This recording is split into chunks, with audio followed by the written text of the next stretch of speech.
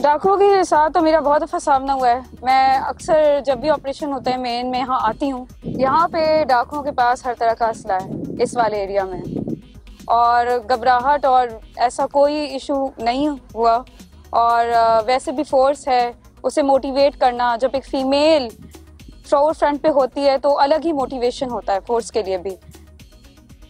रहीम यार खान पुलिस में एक सीनियर ऑफिसर रैंक पे, I am the first woman, तो ये मेरे लिए एक नया भी था and I find challenges very good. तो ये वजह थी कि मैं यहाँ पे आई।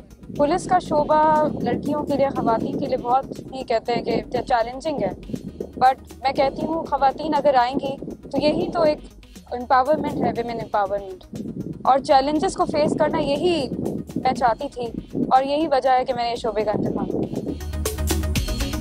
घर की याद ज़रूर सताती है, बट जब हम यूनिफॉर्म पहन लेते हैं तो फिर फर्ज जो है उससे बढ़कर कुछ भी नहीं। तो फिर मोहब्बत जो है वो अपने मुल्क से, अपनी मिट्टी से, तो फिर वो भी वो सुपरसीड कर जाती। ख़वातीन मेरे ख्याल से डरती तो नहीं है, अगर उनको भी मौका मिले तो मेरे ख्याल से वो मेल से ज़्यादा बेहतर परफॉर्म कर सकती हैं, बस मौके की बात है।